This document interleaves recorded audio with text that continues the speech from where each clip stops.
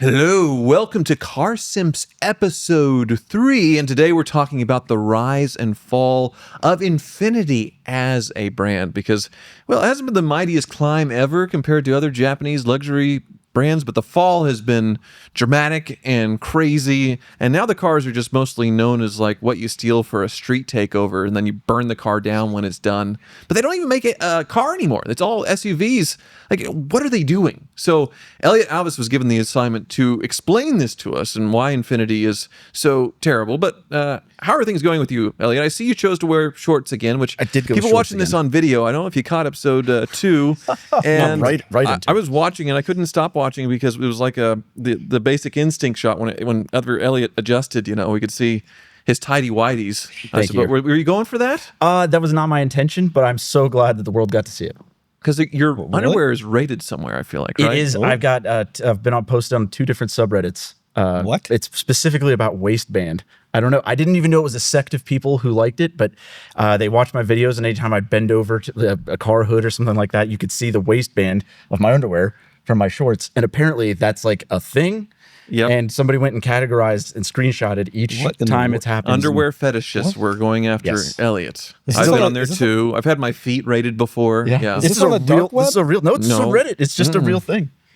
So I didn't actually intend to give those people more content, but well, you did. Yeah, be careful. You're wearing jeans today, yeah, Rob. It doesn't matter. You're doing well. Now I'm just thinking if you can see it right now, I better not cross my legs. And Rob just had a birthday, so happy birthday, Rob. Thank you. And you treated yourself to a birthday gift of an old Ferd, right? I bought an old bird. Without telling your wife?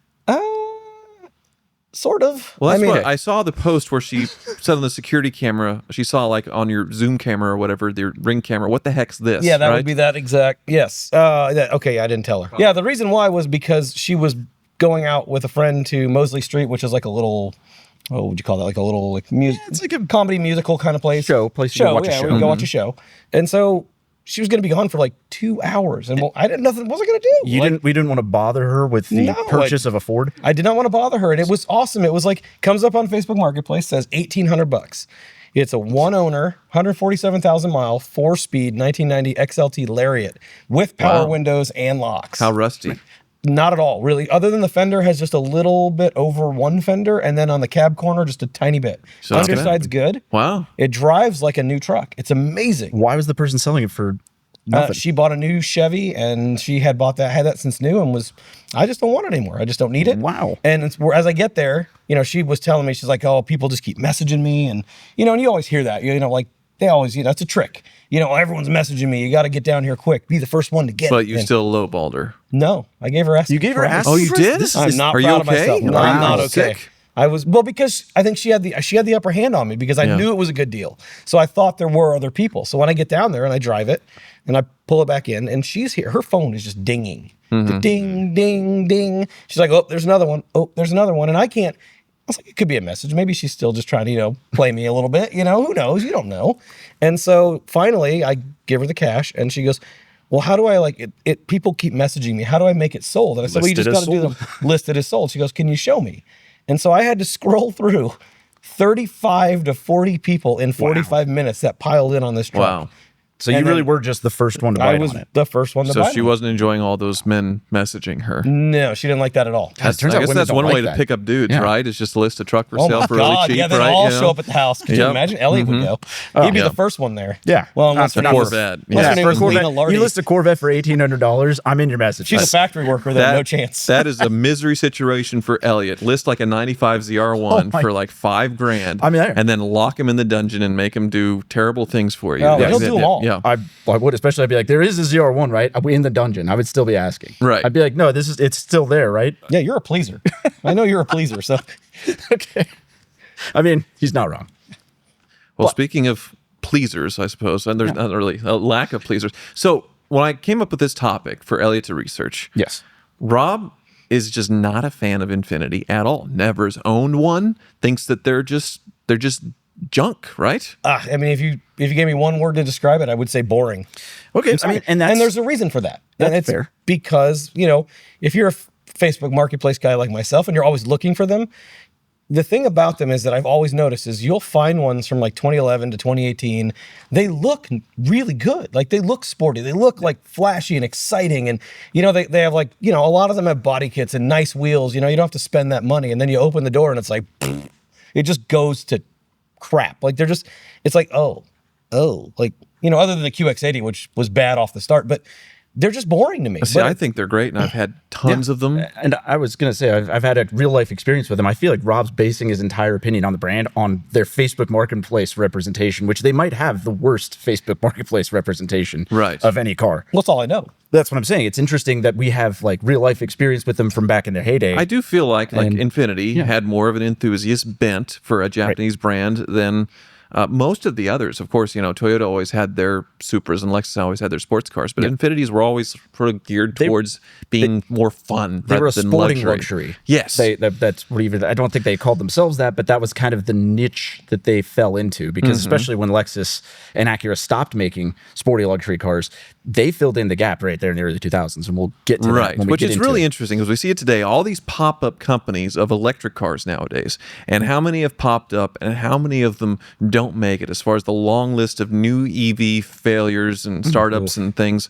We really haven't had anything like the luxury Japanese invasion of the 80s and 90s since. It was just absolutely insane having Lexus, Infiniti, and what was the third one? Acura. Just come in and absolutely dominate sales for a while, where American luxury was just pretty much wiped out. Yeah, it really was. American luxury, so it basically came down to the Europeans and the Japanese. Right. Which is, well, kind of how it is today, honestly. Pretty close. So, yeah, I mean, before we get into it, Tyler, is there anything new with you want to talk about? Because I feel like we... Last time we did. I mean, just blew you off. Well, dug up the... You blew me.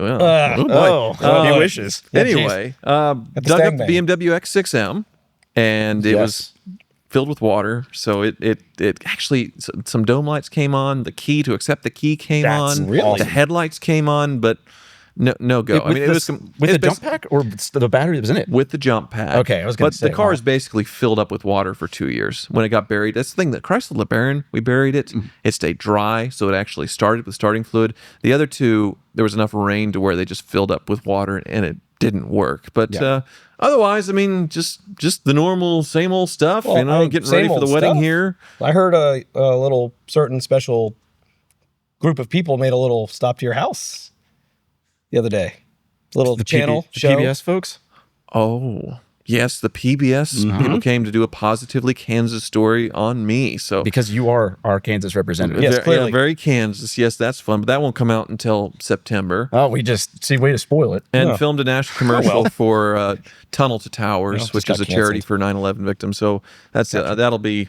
I guess you'll see my face all over to get people to donate their cars to that charity, which is certainly a very worthy cause. They sold a lot of cars at Barrett Jackson. Absolutely. But apparently they're going to run it on Fox News and some other things. So nice. It'll be interesting to see me. You're going to get a bunch of riled up Americans saying, hell yeah, to you at the grocery store. We'll see how much play it gets. But yeah, nothing too earth-shattering here. I mean, selling some cars, probably getting ready to sell the Monte Carlo pace car. And I understand, though, because, what are you going to do with it, Yeah, I mean, I kind of want a Corvette again. Yeah, so we talked about the C6 ZR1. That's what I'm talking about. So, did you see the C6 RS at Cars and Cockpits this weekend? Yes, that was really those cool. are really special. One They of really eight? did. Yeah, I was going to say they made 7, but yeah, that's very special That to made see me one a Corvette at all. fan. My God, I was like, I'm looking around that Pratt and Whitney just.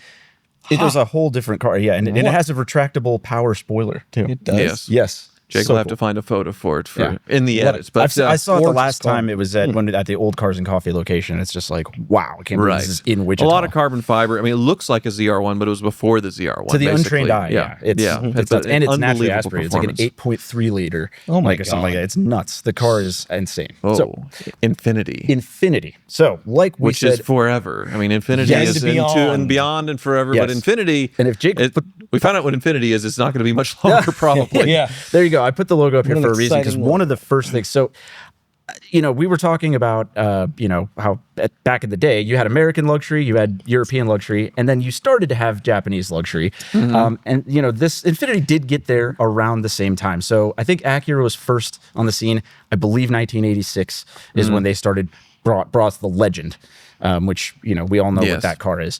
And then around 1989 is when you get Infiniti and you get Lexus. Obviously, we'll talk about them more later. Now, one thing that always confused me as a kid is why is the Infiniti logo not the Infinity symbol? Right. You know? And I found out what this symbol actually means. Well, before, I guess, from a psychology standpoint, what do you see, Rob, when you look at the Infiniti logo? Yeah. What does it remind you of? This is the The Rorschach. wedge of cheese. Okay, Like the I see piece it. missing. Yeah, like a pizza with a slice missing. Yeah, I mean, I should have said pizza being Italian. I was seeing legs opening. I don't know What- why. Those are some stumpy legs. Well, Wow. I suppose, yeah. Okay. Pac-Man. Oh, There we go. It is Okay. a 3D Pac-Man coming at you from above. Yes. Okay, I see it. So what is the true meaning of Infiniti? So it's a then? double meaning. If you look at it right there, and of course, sorry, audio listeners, but it is supposed to depict a road going ever forward, like infinitely into into infinity. infinity. But So, it also vantage has a point. double meaning that it's supposed to represent Mount Fuji to call, like, harken back to its Japanese roots. Right. But I think the road going into infinity makes a little bit more sense, which I just never knew until So researching Nissan, this. Toyota, Yes. and Honda all wanted to do their own luxury brand in the U.S., which they don't Correct. do anywhere else. Just in the United States. Right, because we had the market for them. People Right. were buying those cars here. I mean, well, like people are eating up Mercedes, BMWs, Cadillacs, what have you, left and right. And the other thing they did it is because they were doing this thing in Japan at the time called voluntary export restraints.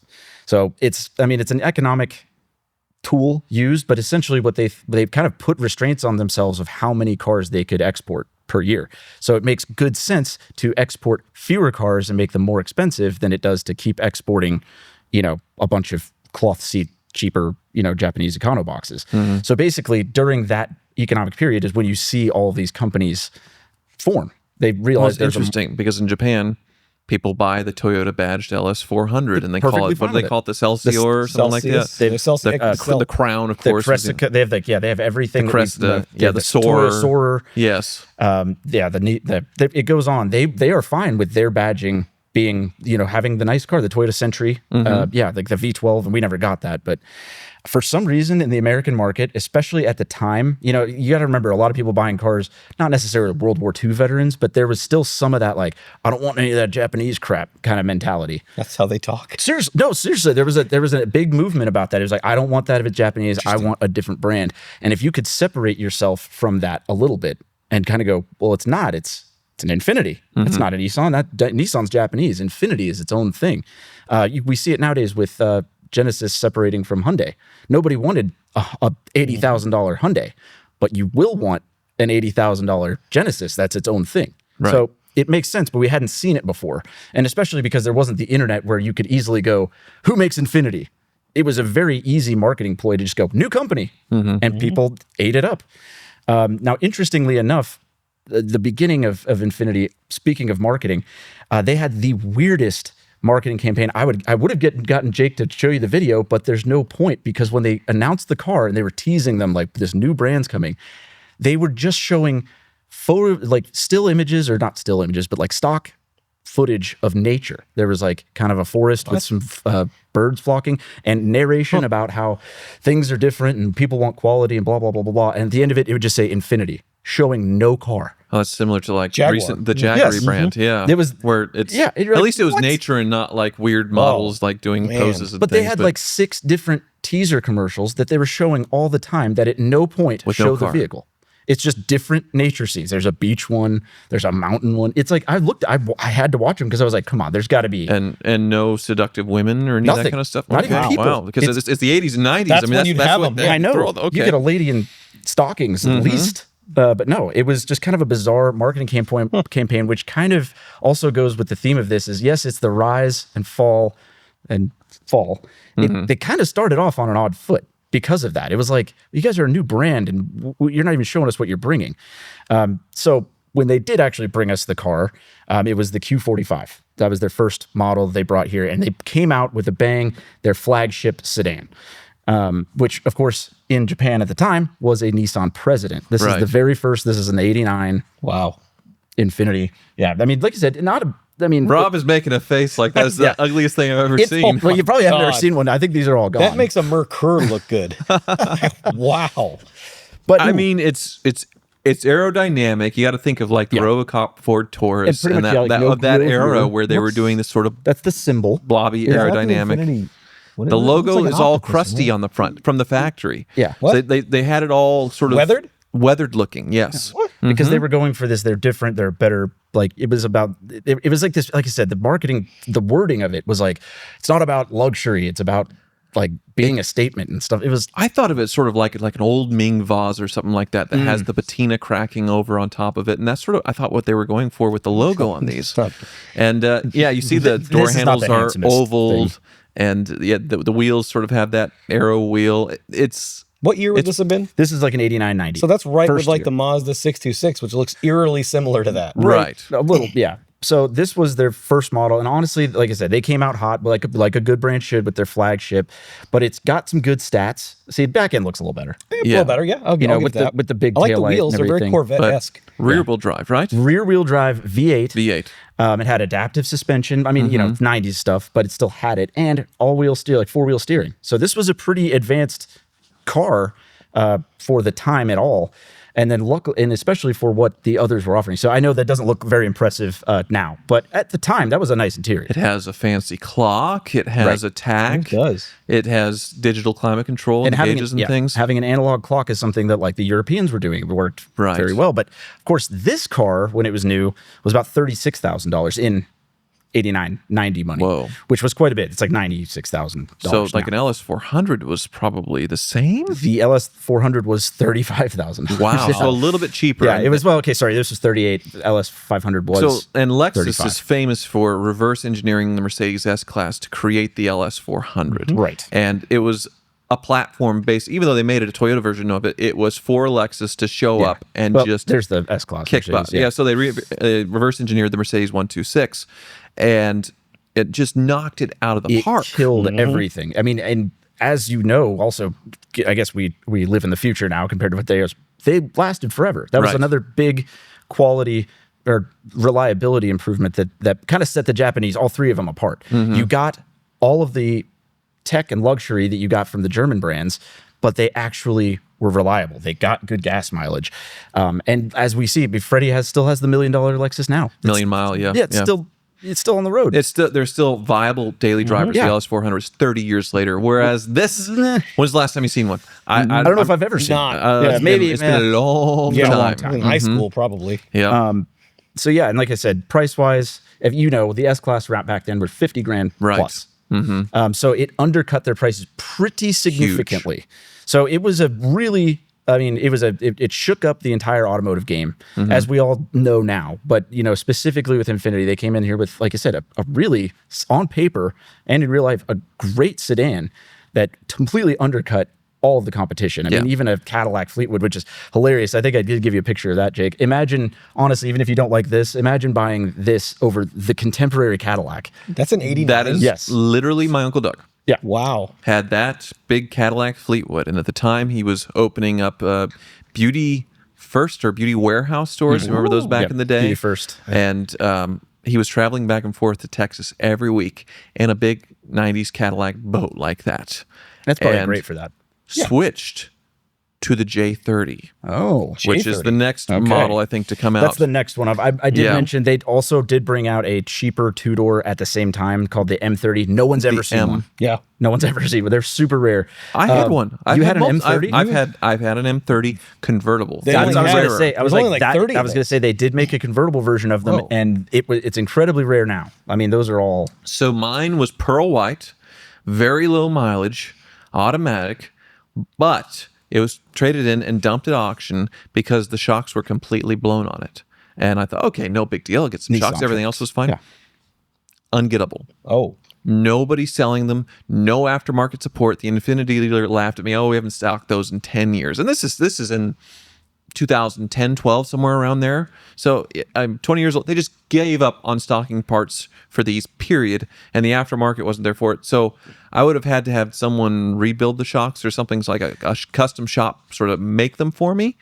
And I didn't know that. I really didn't know that at the time. So I had to dump it myself really cheap with the bouncy shocks and just get rid of it. It makes sense because they never sold the Nissan counterpart to it here, the Leopard. I think. So, I mean, it's one of those obscure cars that you're like, well, it sucks, but I understand why there was no support for it. My back picture is very small. Whoa. That's the pixelated just like we like. photo ever. Just like we like. Just expected. So I did have one of those. But Okay, it's Uncle Doug got the J30. What year's the J30? The J30 is like 92. 92. So, that would be right. Yeah. So this is the J30 is now, I do have a picture of one of those. See, this That's one I've cool. seen, I remember these. This is one I do remember. I mean, I don't want to call it Taurus-like, but obviously SHO. much more blobby. It was so futuristic looking in my eyes when my it came brother out. had one of these. That just brought. He had a green one. See, we have unlocked an There we Infiniti go. memory. He had a green one of these. I remember and the that. commercials were so the Infiniti J30. I mean, this was whoa. The styling blew people away.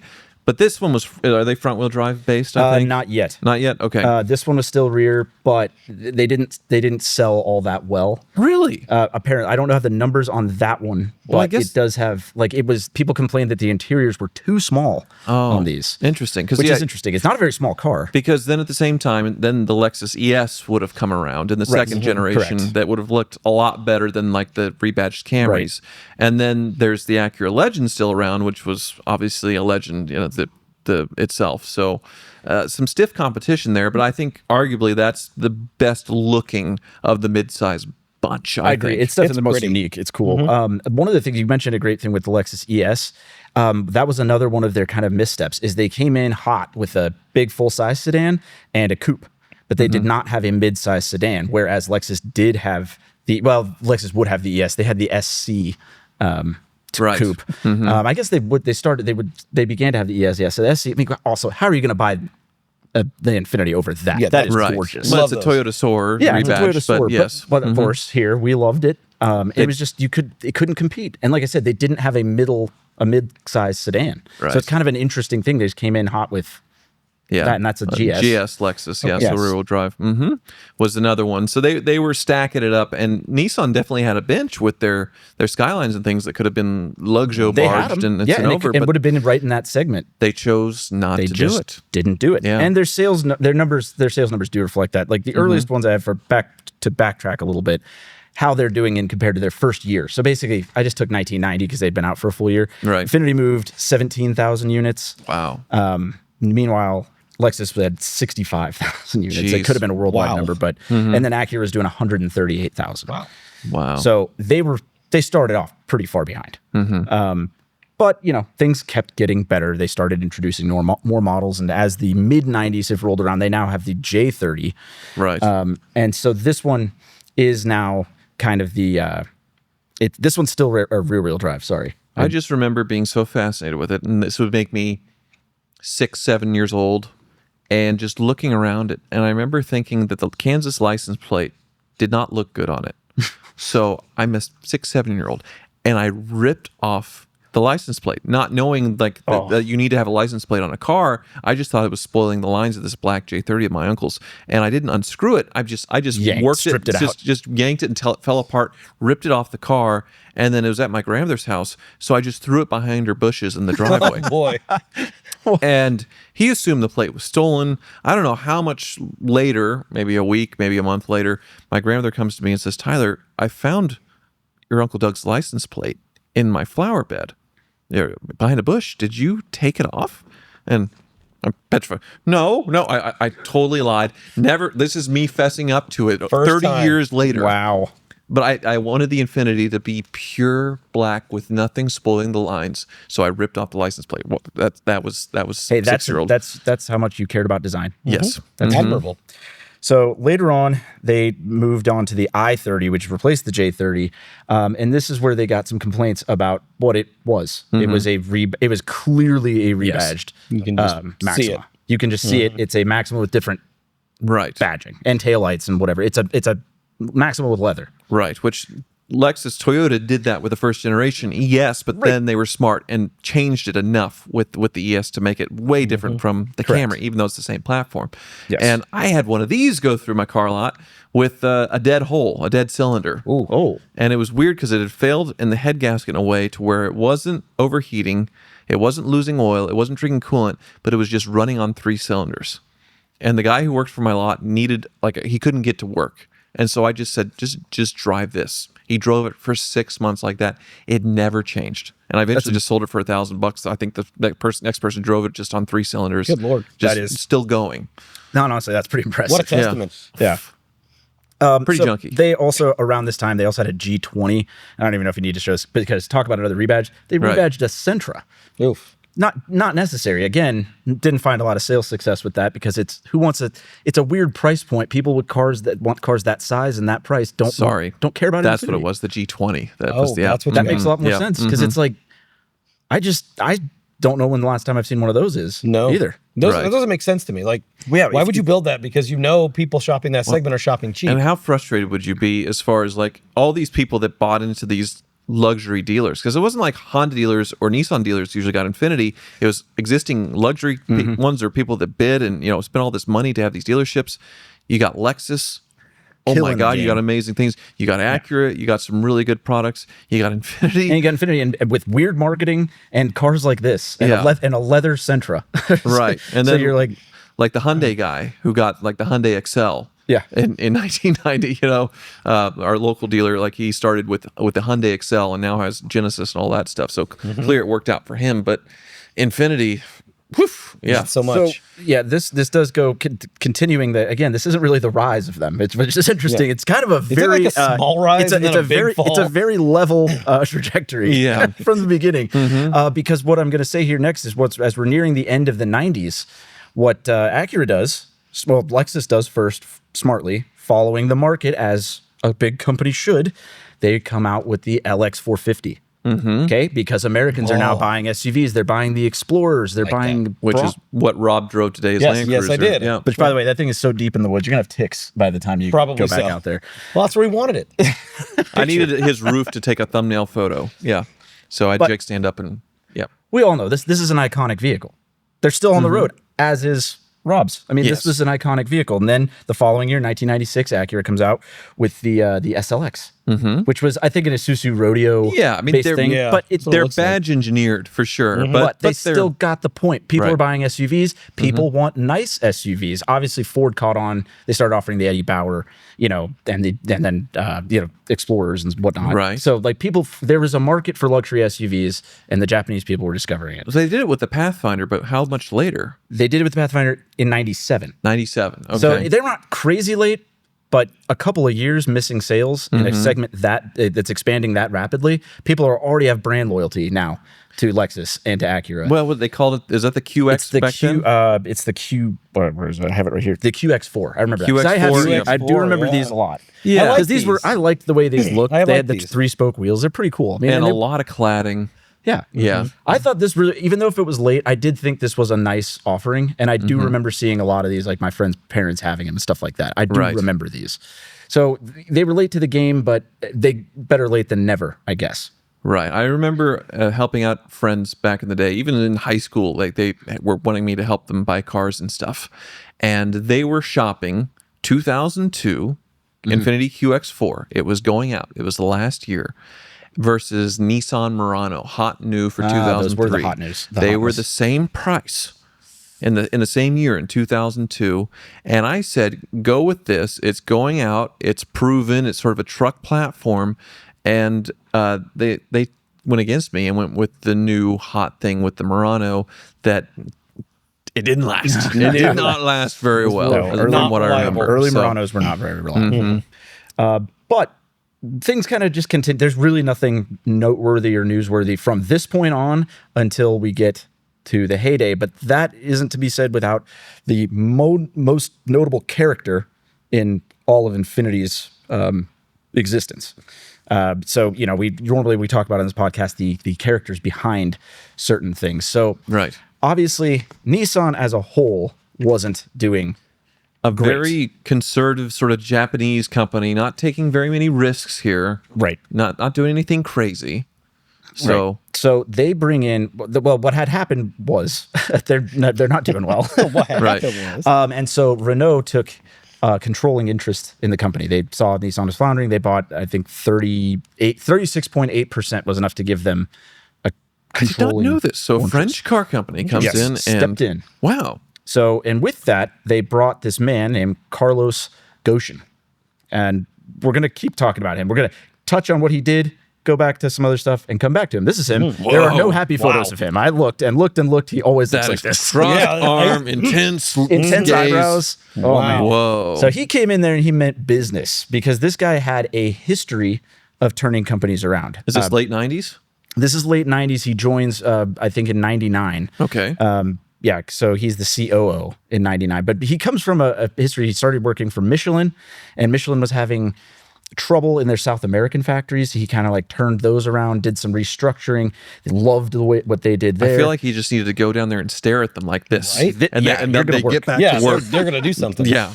Yeah, so he became the CEO of Michelin North America before he did anything. Whoa. So this dude was, whatever. And then he moved to Renault for whatever reason, and he helped the company achieve profitability under the same kind of, restructuring and moving stuff around, yada, yada. But so when he was working for Renault, he had this really one of those jack of all trades type of roles. He wasn't like an executive. He was like head of purchasing, product design, engineering, something. It was like this umbrella. And I swear, no happy You couldn't pictures. find one. No, He's not having a good day. He's just not happy. his eyebrows are so expressive. Wow. So they bring him in as Nissan CEO in 99. He becomes CEO and then he becomes CEO in 99 or 01. When he takes over, Nissan is so in the hole. They're 20 billion in debt, which is no small amount for any company at all. And only 3 of its 46 models it made across everywhere were producing any profit. So Jeez. not a shocker of how you get 20 billion in debt pretty fast like that. So he came in, he laid off like 21,000 people. He cut 21,000 jobs out of the company. He looks like he would do that. And then he closed 5 plants, which you think, what is this? This guy's shutting down the company. He probably just did it all based on the look on his face. Oh, he probably did it all in person. Yes. He enjoyed that part. Yeah. Like, But he vowed to return the company. Remember, he just took over in 99 as CEO in 01. He said if he doesn't return the company to profitability by 02, he would resign. So this dude means business. And see, look, he's saying he kind of looks like he's really okay, his eyebrows are more normal. yeah, there, at least so. this one. But his expression, he looks like he's lamenting something. I don't know. Yeah, Okay. he's mad again. But But he does it. He reduced the debt by 100% by that time and returned him to like 4.5% profit margin, which is still amazing for Right. the hole that they were in. Well, and then the development pipeline of cars during that period. Right. So now that you're perfect to the next segue here because we'll come back to him. But yes, during this period, he still goes, you know what? I'm still going to turn the company around. He does Right. another Nissan 180 program. There's a whole other thing on that. He now jacks the profit margin up to 11%. He becomes the CEO of Renault as well simultaneously in 2005. So now he's the CEO of Nissan and the CEO of Renault, doing the things for both of the companies. It just a nuts time. And as we know, in 2003 is pretty much the heyday of Infiniti and Nissan. Because really so many great models came out. Cool lineup. An amazing lineup and a really good looking as far as of the era. You don't think so? I don't know yet. don't- I yes, need to see the you do. pictures. Okay. So Jake, bring up the Give me some- G35. All right, let's see. So this. starting with the coupe. Yes. Yeah, well, this Well, was this the is sedan, sedan. but it's okay. No. The coupe, yes. No. At the time, that was so No. good looking. No, it wasn't. Yes, it was. Everybody wanted the G35 I didn't over want it. anything What am I, a else. nobody? I didn't want it. Everybody wanted No, they it. did not. Yes, they did. I wanted one. I wanted one. I actively went to the dealership looking for one. Why? Yes. That? Yes, they were cooler with the other wheels, which I didn't include, but they had. This was back to that sporting No. luxury thing. You could get a them a manual. Manual 300 Brembo brakes. horsepower. Yeah.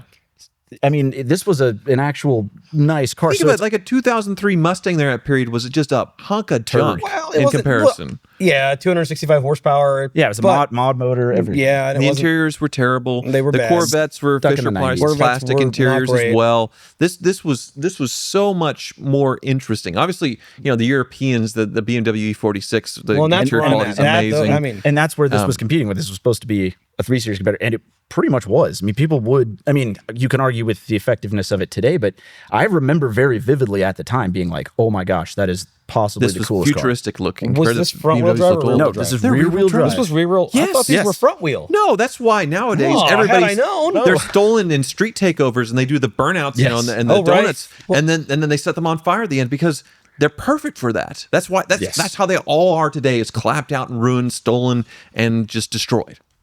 I did not. I don't know why I thought those were front wheel. It was on the Car and Driver 10 best list multiple years in a row. I mean, this was an actually loved car at the time. And like I said, I do remember wanting and loving them. But they have reasonably good horsepower too, didn't they? Around 300. Yeah, it's it's around like 300. 380. Pretty strong. Yeah. Oh, But at the time, it wasn't just this. They also had the coolest looking SUV too. It looked like a spaceship. Yes, right? they had the FX35 and FX45 with this is the V6. I don't know if this is the 45 or 35. 35. So this is the VQ, same motor you got in the G35 essentially, but they did look very futuristic. And it was much more than just a fancy Murano, which is another thing they were kind of doing. Right. The 45 was the one. Yes. So you could get a V8 with like 22-inch wheels in 2003 from the factory. So cool. A friend of mine who lives in Colorado has, if I remember right, a burnt orange one of those. Correct. That is the color. That's the color. So It is. cool. I had one right on Halloween at my dealership, literally the pumpkin spec, because not only was it orange on the outside, the interiors were almost kind of orangish tan as well. So it was the craziest spec, and it was sort of what they put on the covers and the magazine articles and everything. And it was so cool looking. I thought it looked like no other SUV. You'll get me on that. Those And are the cool. other thing we have to remember at the time, especially, the crossover SUV segment didn't exist. This was very ahead of its time in that. So for once, now Infiniti's ahead of the game. They introduced the idea of a crossover luxury SUV, which, as we all now know, is the hottest thing you can possibly do. Everyone's trying to get into that segment at any way possible. I mean, think about it. But like I said, this was very ahead of its time. Really cool. Still cool today. Not a whole lot of them left, unfortunately, just the way it is. I had my own experience, so that I didn't have. I told you I wanted one. I went to the dealership looking for a G35 coupe manual because I was like, that's what I want. Shocker, they didn't have one. I was like, well, do you have anything in manual? And they're like, we do have a Nissan 350Z in manual, which is the less nice, same car, same platform, same engine, No same back transmission, seat, doesn't ride as good. Yeah, it's but whatever. I mean, of course, Nissan Zs are cool. I did include a picture of mine. I ended up getting it. And this was back before they had, they were $5,000 beaters that they are now. It was a nice, expensive, cool car back then. But I went in with the full intention of getting one of these. So there's my look at that. Oh, look at that. Wow. And that's in front of your old friend's mansion where you'd have the orgies or whatever. It wasn't orgies. What are they, we just freak-offs? had parties. Yeah, he had his freak freak-offs offs. Yeah, where you get the sloppy seconds from his military veteran friend. Yeah. No, it was a quantity. It was a numbers game at that point. It was... You just picking the no, I wasn't fruit? getting his leftovers. This is the origin story of Elliot's basket case personal life. Just one of the top that's what I was five. gonna say. Jake, can you show him I included this one just for you, Tyler. This is me at the time when I had this car. Oh, my man. God. So that's when you're making the Rivet computer commercials. This You're is like, a get great- in, ladies. yeah, So this is a very special. This Yeah. car and platform has a very special place in my heart because I thought this was as cool as I thought I ever was. It's right there. Except you're Young going to Iceman. college in North, Kansas City in the winter in a rear-wheel drive sports car. Right. So this is actually, speaking of you like talking about girls, so it's fine when you have girls here because they're like, oh, you have a nice car, blah, blah. I didn't even bring it my freshman year. We weren't allowed to have cars on campus. So I was just like, I had this car, and it's like, you tell girls, like, blah, blah, blah. And you're like, yeah, I have a, he's on 350Z. And you're like, where is it? I'm like, oh, I can't show it to you right now because obviously it's not home. So it was like, God. It's like back when girls liked cars. Yes. Nowadays, they don't. So seem to I had care. this great thing that worked for me here. It did not work for me in Missouri, but it was a great time in my life. And then you pull up the Rivet computer commercial. So yeah, Elliot was yeah. the. Jake, find that. I don't know if you're Find that, local please. celebrities, as far as in your town, say if it's a larger town, the local people that do their commercials for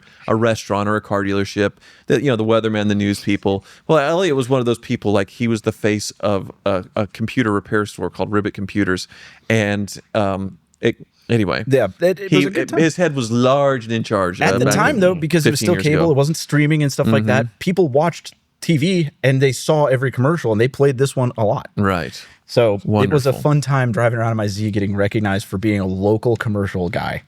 Well, I definitely had plenty of G35s run through my dealership. They were easy to buy because there's rarely anything seriously wrong with them. Easy to sell as well because they were cheap enough that young people were wanting and buying. And it was before they were totally clapped out. This is over 10 years ago because now they're all just ruined, absolutely ruined. So they had another successor, which I still thought was pretty good looking, the G37. Minor changes. They went to like a double throttle bodies, like stuff like that. So it was the same essential engine and stuff like minor appearance tweaks, but it was still a good period for them. Yeah. But the one that I like in that era too is the M. Yes, the M was the the rear-wheel drive. M45 Yes. was a giant Those are rear-wheel cool. drive sedan. You have and to pull once up a again, picture of that, Jake, 'cause the that is really styling was get Elliot's face from 15 years ago off there, Yeah, we're please. done with that. I'm done being seduced by the child in the Infiniti women, here. I just had to But fall over all themselves. the women that are watching this. M45 the in M45. 2004 or 5 would That be a good era. year for it. Yeah, it was like 03 to like 09 was just such a hot era. That Those are was for the company. So we're talking about futuristic designs. That was so different than anybody else. And, I guess the Bangle butt was already starting to come by then, but it was in that same league of, whoa, this is what the future of cars is going to look like. And someday we will see it and not Elliot's face. I'm not sure. Wow, it's just but getting some miles out of that. but then, picture. and it it's was okay. V8, it was rear-wheel drive. Yes, it it had was a a 5 nice Series competitor, It was a essentially. nice interior, and that was definitely a machine. I guess Elliot will get it. There it is. There we Yeah. go. It was a very imposing presence. That's the Nissan version, but still, it's the same thing. They really do look pretty much the same. Yeah. So they're on top in 2005 or so. Now, on Right. top, do you mean over?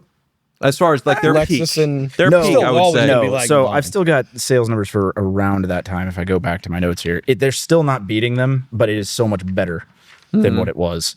Let's see here, 2005. In 2005, their sales. Remember earlier, it was practically nothing. By 2005, they're selling 136,400 cars a year, which is Pretty good. quite a bit more than they were. But Acura was still moving 209,000, so not too far behind. Yeah, but that's and, still and Lexus was moving 302,000, but they had I feel like a few more cars in their lineup. that's still respectable numbers. Like today, luxury automakers Yeah. would kill to sell yes, that absolutely. many cars. It's so saturated and so competitive now. Worth noting though, because we talked about the QX7 around the same time period. For better or for worse, yeah, that is that looks like a muscle sedan if I had to does. describe it. Yeah. It is, like I said, worth mentioning because this was kind of their sales king. Was the QX56 came out in this same time period? So Right. it's based on the Nissan Armada. The Beluga Whale. Oh, It has a very funny that's- roof line where it's kind of like it bubbles over and then it's flat for the rear section. They called them the QX56. Yes. And it was funky looking Where's for the sure. blowhole? Yeah. It's E. they were definitely polarizing at the time, and good news, they didn't change it for forever. they made pretty it much. worse. Well, they changed the look of They it to make changed it look a little better, bit, but but it it was. was- that's They've always arguable. had this funky. It was Here's the thing about them though. They drive so nice, and I had one of these. I used it for a car trek to tow a car out to Las Vegas, QX80, so a few years newer than this. It has all the reliability of a Toyota truck platform. It has all the luxury of Lexus and more, and the price so cheap used. I was buying it for I think about 20 grand for a 2014 with 80,000 miles in 2020. Compared that to a Lexus Land Cruiser or something Oh, like man, that. you couldn't. Like The double, 40s or more 50s, than yeah. more They than hold their double. value So like crazy. they're, as far as a used prospect, these were incredible values. New, I think they were okay. They were still cheaper than that, but I think that they still sold a lot of these because it was a value proposition compared to, say, a Denali, compared to an Escalade, compared to a Lexus LX 470. So I felt like you saw enough of these on the road because they did sell well, and they were really nice driving machines and very luxurious feeling. They didn't look all that good, they did not. obviously. right. Well, and like I said, you can see the Nissan Titan in it. You can see the Armada. It very much is a gussied up one of those. But along with what you're saying, I think it was never out of place at a country club or a private school pickup line. Right. You would see these along with everything else. It got you in. Nobody asked you to leave if you had one of these. Of course, it went on pretty much unchanged. I mean, to the point where it was. We'll get more into it towards the downfall of the company. This is the upswing currently. It got very long in the tooth It got very eventually. long in the tooth. Yes. And like the technology in it was like, okay, you got a 2014 and it still felt like 2007 in there. Yeah. So what was their biggest year of sales? Was that 2005? I believe it was 05. It might have been 07. Okay. But I'd have to look. I didn't look at because I was trying to do all three. But it's right in that sweet spot of 03 to 09. That was their absolute peak, and it has been pretty much downhill ever since then, other than they had like one minor upswing year, but it wasn't an upswing. It was just they sold slightly more Right. cars. So But like the G35 evolved into the G37. Correct. The QX became the QX80. Yep. And then they had those other obscure models. I mean, obviously they dropped off the FX45. Right. There's a newer QX80. Yeah. Like, that's like the one that I had. Yeah. That's better. It's better. I mean, That's Yeah, not, I mean, it's- look at it's- the front, man. It's like a small child would be scared. Like if you put in that this up in picture, it does look like an international. Yeah. Like coming right at you. It's It looks terrifying. it looks Look at angry. that. I mean, they kept up with the sedans. The look, the gills, God. all that stuff. It is. Look, they even added Buick portholes to the I need side. more bourbon for this one. Yeah, it is. It's something.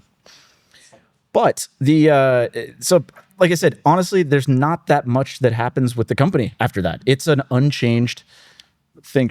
Should I wait? I don't think they can Okay. see your I was face gonna right now. But for the audio, basically, Rob is pouring himself some more bourbon to get himself over the. Yeah, you haven't had a lot of years at all. No, Sorry. been talking. Yeah, I know you're talking, but seriously, don't put that up. What are you drinking today, Rob? Yeah, If Rob, people are curious. I'll turn it that way. That is Blue Run. It is another Kansas pick. Nobody can hear you right Oh yeah, yeah, you're right. Okay, sorry.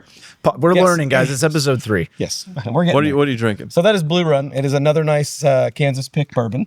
That is about $100 on the shelf somewhere in there, but another private barrel. This one actually is available in a lot of states. So Nice.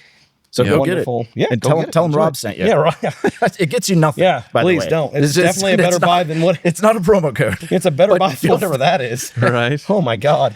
But No. anyway, we're gonna get back to Carlos Ghosn because, like I said, unfortunately with the company, it's just kind of they keep this Oh, man. So he's angry again. getting But worse. this is like the end of their innovation. So they This is had it. one big Kaboom. hit, They had the one big bang. flash. Like, Yes. holy smokes. And they rode this wave, as you know, from touching any Infiniti from like 2015 and up. It's like, oh, this is an 07.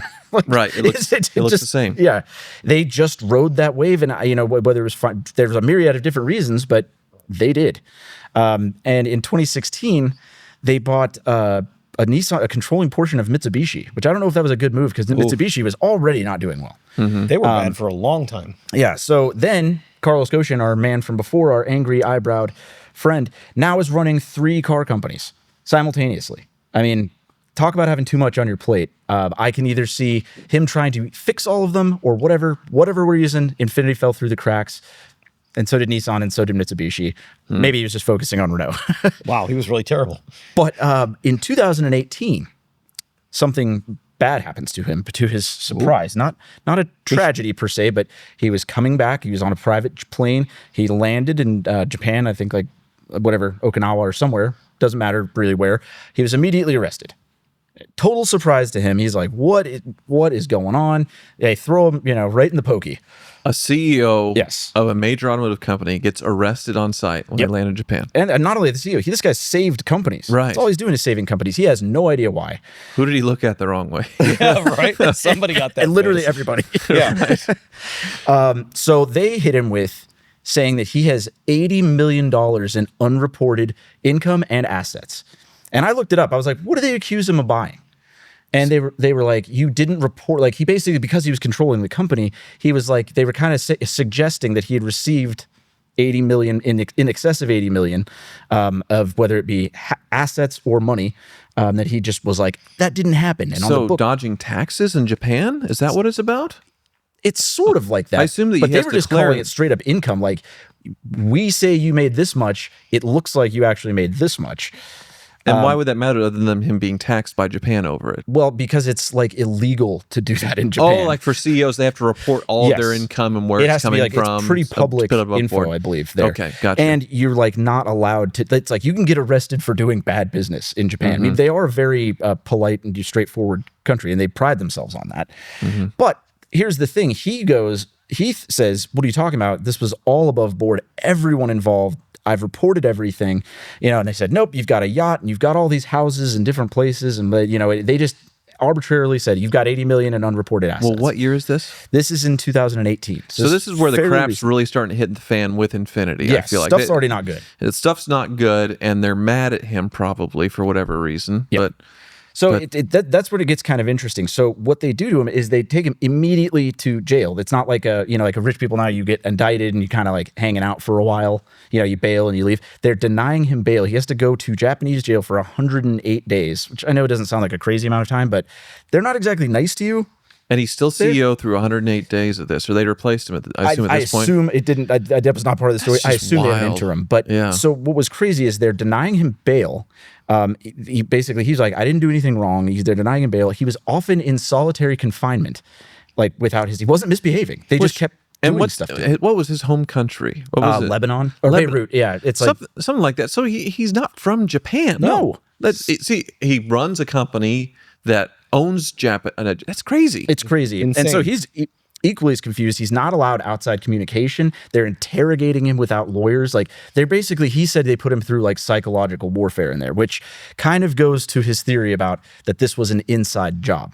So the theory that he has, that he's reported in the BBC articles and stuff like that, was basically Japan was fearing a total Renault takeover of the company because Renault they stepped in, they saved the company, but they were worried, our pride and joy Japanese company is no longer going to be that, and these French Europeans are going to come and take it over, and it's going to be their thing, and all of our heritage is going to go away. It was some weird so that's his theory. So they did something about it by just throwing him in jail and not letting him communicate with anybody, which I don't even know the legalities of that in Japan, but it doesn't sound right. See, and I always remembered it as the company was doing very poorly and being run poorly, and it seemed like he was getting too much money. That's what I remember. It does look bad. If he's got 80 million in anything with floundering companies, it's a bad look. It doesn't look good. No. Right. So I do get that. But the way that they did it and the fact that he was so inside that he didn't get whisperings of people being unhappy about this, and this was a total surprise to him, like being like he's the CEO, he didn't kind of hear that this was maybe going to happen or that people were looking into the books. It does seem a little suspicious to his credit. So his wife got human rights people involved because she couldn't talk to him. And she's like, and when she did talk to me, he's like, they're interrogating me and putting me in solitary confinement all the time. This is horrible. So they release him in 2019 for a bail of 1 billion yen, which is $9 million. Jeez. That is not a small bail. Monstrous. So he posts that. Great. And they put him under house arrest. This is where it also gets a little fishy. It's a very loose house arrest, but also extremely strict. They're constantly surveying him, but he's not allowed, even when he's out, to have contact with his wife. Huh. So it's pretty bizarre that I don't know why they don't want him talking to his wife, but they barred contact from his wife, even though he's on house arrest. No, do not get arrested in Japan. No, Holy smokes. clearly not. So, this is when he's saying, oh, this is a total coup. Like he's accused, he's naming executives that could have been behind this, to further whatever. But he's basically now facing a sentence of 15 years in Japanese prison. And Japan, because they run everything, has a 99.7% conviction rate. Oh my God, goodbye. He was going. Yep. Okay. And this is where it gets even more interesting. And this is what you brought up to me. You said, you ever heard about this? And no, I hadn't until I started looking into this. He decides to flee house arrest. Ooh. And you might think, well, how? He's under constant, monitoring and stuff like that. Apparently, they still let him take walks and go to stores and stuff on his own, as long as he kind of had a curfew.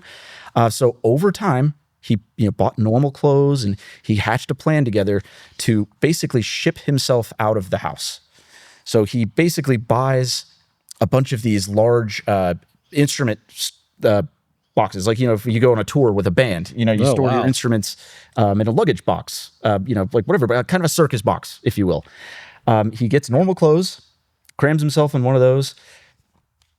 Somehow or another, people are like, okay, whatever. It's we're shipping these out. So he FedExed himself. Yeah, it's out more of or less. Japan. Yes, he did that, and two people, a father and a son who were his friends, took him to a private airport. Still in the box. He has to be in the box for a while, not days, but hours. Mm-hmm. It's only big enough for him, so he is not like swimming around in there. He's definitely like fetal position, cocooned up in there. They take him on a private flight, put the boxes on there, and they let him out. So they fly straight to, I think eventually they fly straight to Beirut. But they basically, I'm trying to think here on the notes.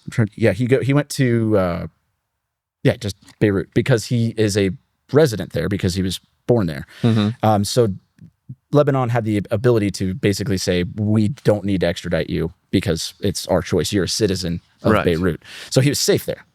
But he really did get away and get out from Japan Unbelievable. in a box. He smuggled himself out. Yes. And he's ever since, has he ever resolved his criminal issues with that's Japan? what's crazy. No. Like Interpol has like a red notice out on him. The French Renault started bringing charges on him, but he's still not going to have to, he still doesn't have to leave Lebanon. I mean, he's like kind of under Lebanon house arrest there, but no, he is still actively right now fighting it. He's even actually actively has a suit against Nissan for $1 billion because he's saying this was a coup. You guys did this to me. You threw me in jail and like had me politely tortured. Yeah, but that's tough. I mean, you kind of almost, I don't want to say it's an admission of guilt, but if you're putting yourself in a box and shipping yourself and you're breaking out of something, they usually don't look at that like. But remember what I said. He was looking at 15 years in jail with a 99.7% conviction rate. Like they decided they were going to be like, you're going. Like that was pretty much. Yeah, I guess that's your only hope. There wasn't going to be much of a court nothing case. left. It's amazing because in the U.S., a CEO poorly runs a company into the ground. They get a golden parachute, $100 million, and they ride off into the sunset. Yep. No. In Japan, you're jailed. They wanted this guy's head on the wall. Right. It's crazy. And like I said, they still did it. And there was another guy who got in trouble. And this is where it also kind of goes. There's not that much on this guy. Another guy named George Kelly, who was indicted for helping him or knowing about it or, like basically an accomplice of sorts. He gets acquitted. So, and this is Japan, who does not like doing that. So, this guy, Goshen, pretty much goes, see, it is possible. This was a setup. Like they dropped the charges on that guy because they had nothing. So it kind of, he says, puts it in his court, being like, not his court, but adds credit to his side of the story. So I think it's very interesting. Now, unfortunately, we all know where that goes, where Nissan and Infiniti is today. Right. So fast forward to, today, 2024. It's the same old tired models. It's basically... Well, there's no more sedan. There's no more sedan because no car manufacturers are really making sedans, in fairness. But why continue with something that wasn't going to be updated? So the Q50 died a few years ago, right? I think is what it was called. So now it's only SUVs, which is the current QX. Yeah, the QX80, which is still called that. We'll get to that. They did have a little odd QX30, which is the thing with Jake was even telling me about that they co-developed with Nissan. Mercedes, sorry. This was based on the GLA. So they did, which was a terrible did platform. Have that. They have the Q70, which is the successor to the M series. Right. But again, it's like when's the last time you've seen one of these? You only see them in rental fleets. Yeah, basically. that's when's the last where they're time all you've seen at. Yeah. But this is kind of the whole era to me to like, you see like, it looks, I mean, that to me looks modern. It looks flashy. It's nice. Yeah, but then you open up the door and it's like you took a time warp. They didn't update them from the mid 2000s. Yeah. And that's, every time. And that's what get me. It was like with Facebook Marketplace. Every time I would find one I like, and then every time I'd see the interior photos, I'm like, oh. So the current sales of Infiniti? Current sales of Infiniti in 2024 were 58,000, which is actually more than I thought it was. More, yeah. Not terrible. But half from their heyday. They've pulled out of countries. Like they used to be sold in hundreds of countries, and now it's down to like 50 or something, different countries they sell in. It's basically, I mean, dealerships are ghost towns. I mean, like I said, I don't know the last time I've seen a brand new Infiniti with a 60-day tag on it. Right. Well, the new QX just came out. We did review it, and it was $110,000 or $102, something like that. And that's what I looked at. I priced one online just because I was like, let me see. I like doing car configurators. I think we all do. I priced one the way I would get it, and I was like, for that much money, especially talk about ugly front end. What is going on That does there? look like the whale's mouth in Finding Nemo. It's right. Like that is not aerodynamic. I mean, that is not anything. What are you? So are they just trying to like dump the female? I mean, because who's going to buy that? I don't know a woman looking at that going, that's stylish. The new Lexuses are kind of a weird looking too. I'll give it to them. The styling is all over the map. The price is insane. But the price is insane. It's more than a Cadillac Escalade now. It is? A base Escalade, yes. Yeah, a base Escalade. It's more than a Toyota, a Lexus Land Cruiser. It's it's more than a top line Mercedes. Like a G-Wagon is $100,000. Right. This for an autograph fully loaded is more. And that's the thing. The QX used to be a value proposition. Used to be able to get a truck-based V8 luxury Japanese car for 50, 60 grand, 117, and now it's a twin turbo V6. I mean, you just made that look attractive. Everything so is thank you, kind Jake. of now, Right. Which is Wow. fair, but it's an egregious price. Now, to be fair, a stripper version one of these is 82 grand, but that's Still still a lot. insane. That's It's still insane. insane. That's too much. It's still insane. A Who base would buy Escalade that? is cheaper. No, apparently nobody. Well, now that other ugly one, the new one. How long has that been on the market where you could that's buy been one of that's those? pretty refreshed. It's within the last year, 2024. We're talking about last year. I've Yeah. not seen one on the road. They're for sale. There's I've never seen one there's on the 3 road. or 4 That's- sitting at the Infiniti I've seen dealer. 100 Escalades that are new. Yep. And I've seen none of those. That's the first time I saw it. And you know me, I look for every car. And what Tyler's saying, Never the value seen that. proposition. Think about even the cars he just listed, what you could buy for that same amount of money. And I can't think of a single person I've ever met that would choose this. Absolutely over any either of nobody those. is going to buy that. Let's find insane. out. I want to know. The sales of wanna the 2025. No, I want to know the cheapest one on Auto Trader right now because those have to be heavily discounted. I imagine they are. heavily. They're holding on to them. That's the thing. They can only discount Heavily. so much because back in the day, you'd had a $60,000, $70,000 Escalade, and we would be giving them away to give 10 grand off.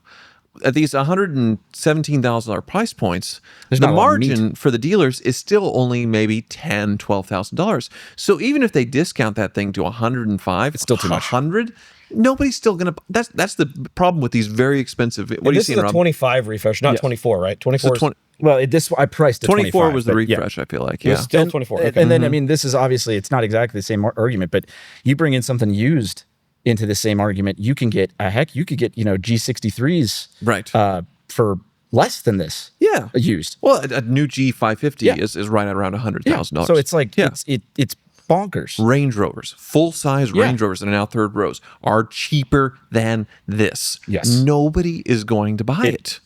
Wow, still too much. Flabbergasting. What are you seeing, Rob? 75,000 for one that was 86. How many miles are on it? 0. Oh, gosh. Yeah. Yeah, 11 miles, 10 miles. Okay, so these are So all that's for the fully cheapest made. one. 75, 76. So that's like $5 grand maybe off. 7, 8 grand off max. And Never the thing gonna is, stop. not these enough. still don't have the tech that any of these other cars do too. I mean, with the Escalades, you can have Super Cruise. With there's so many other things, and like these have versions of it, but they're still behind tech wise, Right. Which is one of their major downfalls. They're also way behind in offering sort of a catered luxury experience for people as far as buying it and in the service base. So, like with Genesis, they're making everybody invest in beautiful Genesis stores like what we just recently got in Wichita. Yeah, all the luxury campuses as far as buying a Mercedes, buying a Lexus in the beautiful stores. The Infiniti stores, obviously none of these Infiniti dealers are making money. They're not making them invest any money in the infrastructure as far as dealers selling these things. I think it's funny because and this might be the bourbon talking, but reading where it says you're almost finished. Almost finished. I feel like if I bought one of those, I would be finished. Like, Right. it's not like you're almost getting ready to buy one of these. Financially, it's like yes. literally You're you're almost about finished. to make the worst financial decision. You'll trade that in with 100 miles for 58. Right. Like, it's just like, and then, goodbye. and then Yes. while you own it, you're going to go get it serviced at a store that's crumbling. Oh, and yes. and they're not it's- updating anything. There's no high quality white glove No. style service with it at all. Well, much like the early beginnings of Infiniti, I guess you could say Infiniti dealerships are just Nissan dealerships with leather. That's pretty much all it is, and I probably not suppose. even more. Right. Our current Infiniti dealer is very long in the tooth, very 90s as far as like they built it around like the J30. It was time. beautiful back It then, was and now beautiful it's back then. literally So like it looks cool for the 90s architecture But that now- it is, but now- now Now it you've is. got a story about our local Infiniti dealership. don't you? oh, and Oh, your boy. grandmother. Oh, gosh. Mike Steven has recently passed away. Excuse Rob there. Yeah, He's sorry. got Yeah, I have a little bit of we don't have sinus a- we don't have a infection. cough when you button. cough, Rob, you kind of Yeah. go away from the mic Sorry. to cough. Oh, thanks. Third episode, folks. Yeah, again, still learning the intricacies. It's a directional mic, so you don't have to go right into it. But Anyways, your grandmother and whatever the guy. of This will coughing, be great. so Mike Steven, he recently passed away. Kind of a larger than life guy. I feel like he always had quite a bit of bourbon in him when he was doing the commercials. One of those like, I do remember come the down, because he had the Volkswagen, he had Mitsubishi, he had Infiniti, and it was come down like, a whole aisle of these things for $99.99. I never even connected that. the You're absolutely right. Jetta. He 100% slurred through those commercials. And I noticed that about him. The The same new thing. I was like, that's Infinitis, not they're right. great. Come down here and buy them. They're Oh, yeah. awesome. And I love the commercials. They were like, this guy is like, okay, this guy's fun. I know he's fun, and I know he's getting loosened up to do these commercials, but he would get loosened up when they would go to the national conventions for Mitsubishi and everything else. So my grandma got her MBA from Wichita State, and then moved to California, and she worked for over a decade, I feel like, for Mitsubishi Motors, working her way up, became the chief information officer at Mitsubishi Motors. Ooh. But she's from Wichita. She spent, 15, 20 years in Wichita and knew everybody there. So when the national conventions would happen, she would go as a corporate representative for Mitsubishi to hang out with all the dealers. And Mike Steven was there. Ooh. And my grandma's blonde and taller, good-looking gal. And he would always shoot his shot. Oh. Wasn't he married? Who knows? Maybe Did not your at the grandma time. ever buy an Infiniti from him? But, no, apparently the biggest in the driveway. the biggest flex that he ever did, I guess there was a hailstorm, and she tells this story, and he had gotten a six-figure hail check, like a $250,000 hail check, and he had it from the insurance company in his pocket, took it to the convention in Las Vegas. Interesting. Goes move. up to Grandma Esther and says, "Spend the week with me, and we'll figure out how to spin this together." Wow. I'd be on it. Oh, especially Go. whatever year that was. Let's Think about go. for inflation. It's a lot of money. Oh, yeah. It's a lot of money. She did not go for. I mean, this is. I Wow. mean, he's not a bad-looking man, but just think of like an '80s, '90s sort of businessman. Dude. Yeah. I might consider it for $200,000. Yeah, and She today's money? turned Yeah. down all of his advances, but the fun part of this, she's telling me this story 10 years ago. This isn't my grandmother that passed away that gave me the SL. This is on my mom's side, so she's still alive. Oh. She's telling this story. It's 5 or 10 years ago, and my grandpa, I call him my grandpa, he's a step grandfather. She married. He is a very hot-blooded Italian, and he's in his mid-80s, and still probably then about 80 years old. And she's telling this story, and he is getting insanely mad and jealous. bet. And finally, she's waxing poetically on how she's getting chased by this man. He finally pounds the table and says, "Enough." Oh, yeah, Stop. enough. And that was sort of the end of the story, even though I was very much enjoying the She Mike got Stevens shushed, story. huh? You got the Ed Bullion Bullion shush. shush. That Elliot guy. Oh yeah, Elliot got sauced and got shushed by Ed Bullion on Card Trek. that Yeah, did that was happen. yes. Yep. No, story for another day. Although Yes. that's pretty much the end of the story. So, how would you fix Infiniti if you were going to take it over? What would you do? I have been giving this some thought. It's a pretty obvious answer. One of their biggest problems was tech. And not only tech, but they were late to the game with hybrid stuff, and they straight up don't have anything electric. I think if they could manage to scrape together whatever funds they can, R&D, whatever, make a luxury electric crossover that is not 80 grand, that would save the company single-handedly. I think if they could manage to make one that could compete with the Genesis GV70 electric car, like I said, you pounce in on the electric stuff, you actually improve the tech, and you make it relatively affordable, I really think it could turn around the company, especially with some either risky styling or something that definitely sets it apart on the road. Like, don't go with the old FX styling, stuff like that. Give it a shot. Blobby's sort of aged at this point. That's yeah. done. Give it something that take a styling chance, not like the QX80, but something like that. I've always said it's like the Ford Flex. Full electric. I want that's just one model. I would like a full electric What is that? thing. Yeah, that's Nissan's whatever the it's a PH. big What do they no call for that me. thing? The Aria. The Areola, Nissan Yes. Areola. But do you want to be the last one to make an electric car at this point? I just feel like that's No. the thing. They were already the last one to make. So Elliot would be in jail in Japan with his he's done. idea. No. He Hold would on. be done. It's He a would be done. twofold thing. Okay. All The right. only other thing I can think of, and that I would love to see them do, but it would just be the board would never approve it, is to do that to make money, the electric crossover. But I would love to see them bring back sporting luxury again. Bring back something that the competitors definitely don't have now. A manual. Well, I guess they have the Z, but You're going manual sports straight car to thing. Japanese jail. But like You're I done. said, they wouldn't approve it, but it would be like, okay, so now you've got the enthusiasts that like it, who might buy the electric crossover for their significant other. you're at least stirring up the pot in a couple of markets. Nope. You're in jail. I You're don't getting see that smuggled working. out in I'm the waiting for my suitcase. You're I want done. to see it working. I'm waiting for my Rob, suitcase. what would you do? Oh, what would I do? You just bankrupt it? Goodbye. Just close the company. Goodbye. Just shut the gates. And here's why. Because I think at this point, they're so long in the tooth. And I would use this from like my liquor store experience. If you spend 15 years running a store terribly to the point where your shelves are bare and customers are coming in and they're wanting something and you don't have it, well, they got to keep going somewhere else. But they want to be loyal. They want to shop with you, but you still don't have what they want. Well, they've done that for years. At this point, they're gone. They've lost their market share. The only thing I could see is, right now, I think Amazon's building a cheap electric car or Slate. somebody. Yeah. Someone is Slate. Yeah, the Slate. So they can't do that because But they're a you luxury got, brand. They're a That's the luxury thing. brand. Yeah, Well, but Nissan would rebrand, do dump the it. cheap stuff. We Jump- have enough. It's we a have luxury enough brand from luxury brands. Infinity, so you No, taint it into honestly, like Plymouth for Nissan. well, Like a lesser. What I would honestly think is, what I think right now is Call it there's not a quits. lot of luxury fish tanks in the world. Okay. I mean, if I'm being honest. So we need to switch to hot tubs. Well, no, fish tank, like a legit fish tank, like a saltwater fish tank. There's some nice ones, but there's not like the infinity of fish So you're not tanks. even going for the other thing I could see piggybacking off your thing is a total rebrand, and I mean change the name. No, But it's not going to work. You're just saying shut the company. Shut it down and make fish tanks, like saltwater What fish is tanks. what is your answer, Tyler? I think you've been mulling this one over. Yeah, I think you're So interesting. something that bridges the gap between the Mercedes G-Wagon and the Ford Bronco. Except much like what Scout is going to be under Volkswagen's tutelage, a electric car with a generator for max range.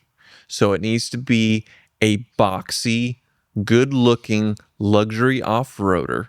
Could be like a baby G size, or it could be a G-Wagon size. That is electric range of 100-ish miles, but then it has the generator to go as far as you would want. Which truly is the best of both But worlds. what would the cost be, though? Well, that's the thing. It needs to be in between Competitive with Bronco those, and G-Wagon. It needs to be $60,000-$80,000 With that name behind it. with that With name keeping behind the it. Infinity name. Good looking, boxy. But Something who would- that's edgy, but also like, But like- okay, that's like it's a value proposition with the G-Wagon, but it has all that electric acceleration and fun, but you don't have the range anxiety of it being a pure electric, so it has the like that. generator. I just I think don't it's a think good it idea. like it's a good idea. I just don't think I think the name is dead. And the reason why is because like I would consider myself the normal. You guys have experience with the cars. You have, some passion with some of the better models. But I'm your normal guy who just sees Infiniti for what I think it is when I look at like Honda Acura and I see Toyota Lexus, they're here. And then Infiniti Nissan is here. because you saw them as the sideshow drift cars. Well, they're also They didn't- value-wise, they they're didn't used here. to be that. But Yeah. the value-wise, they're here. Reliability-wise, they're also here. But Yeah, They're there you not. go. There's that's- that's, Mer- that's they're what they also turned into. there. Mercedes G-Wagon isn't doing electric with the range extender like Right, it's Side pure 3. electric. No, they're not. Nobody else, as far as in the Japanese luxury space, is doing that with the big sort of trucky, boxy true. looking ones. That's true. That's a good point. That is their one the one avenue that they haven't explored where they could definitely do it. Because Scout's going to come in and probably do well It's going to because do of great. this. Yeah, because it has that name. But name. no, that's the thing is they haven't made a car in a long time. They don't have modern name recognition except for with enthusiasts. Infiniti, I think that if you tell like a normal person, they've still at least heard of it. They know somebody who has a QX80. They know, like it has more name recognition than Scout does in the grocery store. Well, it absolutely does, but Yeah. it also has not. I mean, nobody's excited when you say, "What do you drive?" I drive an Infiniti. Nobody's like, "Whoa," like I drive True. a Scout. yeah, but, Oh. but no, that you'll get. Tell me more you'll about get this. what's that. Right, but Yeah. what's that is interest other than just like, But what oh, Tyler's saying, if you make it boxy and interesting enough looking, you might get a what's that. You might. and then you can You tell might. them it's an That's a good Infinity. point. Right. And then people go, oh, I'm glad they're still making cars. it's true. That's a very good. Yes, very there's good counterpoint. Yeah. already the production, there's already the infrastructure as far as dealers to sell it. Scout is starting from scratch, and they're not using existing Volkswagen dealers to sell them, so they're going to struggle with that. With the existing dealership model and all these stores they have across the country, they have an in to build this, and it could be. It could be perfect for them. Well, I what feel would you like. do with all the current models? Would that be Phase them out. gone, right? Because they're already the QX80. Pointless. The other thing that I would do is a luxury truck. And it would be I like similar that. to like my Cadillac Escalade EXT with the transformer bed and all that stuff. Similar with a generator for it to have all of the range. Once again, not something that's being done because Rivian didn't do it. Tesla No. didn't do it Tesla with the didn't do it. Cybertruck. Hummer No. didn't do it. Hummer didn't What was the do it. last true luxury truck that wasn't a name brand? It was probably like the Lincoln Blackwood, right? Something like where that. somebody kind of went off the wall. There's and said, they're still out there, That's still a bunch, but but- there's these luxury trucks that don't have the generator for max range to totally eliminate that range anxiety thing. I really wonder why all automakers strayed away from that, because it really does seem like it's the best of both worlds. You get, like I said, somebody like me. I have a very short commute. I would pretty much never use the range extender, but I know I could comfortably drive to Dallas without worrying about it. I mean, I think- yeah. it's There's a- really, I don't know why it hasn't caught on more. Because, I mean, Chevy did it for years with the Volt, but they never sold. There's a huge market for that. If I look at my in-laws, we were down in Houston a few weeks back, and they were shopping for a new car, and she was like, "I don't want electric. I don't want electric, but I'll take a hybrid." They like the idea of so the Jake hybrid. is reminding What is- everybody of the Ram Power Wagon that's coming out. That's a similar kind of like the freight train Is style that thing. is that all Is that what, electric? is that or what what you're is feeling? that? Yes. That's all electric. Well, it's has it has a generator in it, sort of like a freight train that can Oh, power okay. all How that far stuff. can it go? I don't know what the electric range is, but it's something like that. But I feel like more that's like the Fisker Karma or what they're doing with Fisker, Scout, yeah. where it's Yeah. more like a significant range of electric before but then if you want to tow cross country, it's completely eliminate that range. And with a luxury brand, you have a little bit more room to charge a bit more of a price, but you could still have it at $60,000 to $80,000 and undercut Tesla Cybertruck, undercut the Hummer EVs, undercut the Silverados, and the Ford Lightning is cheaper. But once again, it doesn't. But what are those all going to? By the time that gets to production, what are all those going to be priced?